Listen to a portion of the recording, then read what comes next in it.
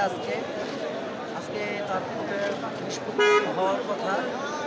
এই আজকে দেখছেন হাজার হাজার নেতাকর্মী জাকির খানের যা বক্তব্য সবাই কিন্তু খুব প্রাণপণে দেখেন একটা জনসভার মতন হয়ে গেছে।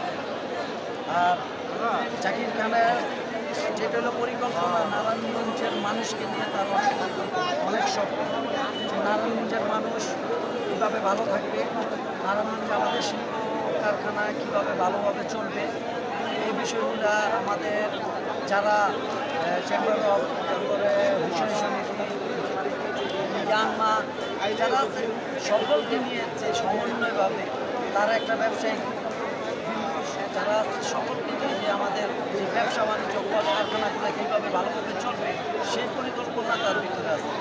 তো আশা করি যে সে অতি শীঘ্রই নারায়ণগঞ্জের জমিনে থেকে সকল বিএনপি নেতাকর্মী যারা আছে সকলকে নিয়ে হাতে কাঁধে কাঁধ রেখে সকলকে ভালোভাবে একটা সুন্দর সমাজ একটা সুন্দর নারায়ণগঞ্জ গড়ার পরিকল্পনা আল্লাহর রহমতে তার ভিতরে আছে। এই স্বপ্নটা সেই পূরণ করবে ইনশাআল্লাহ।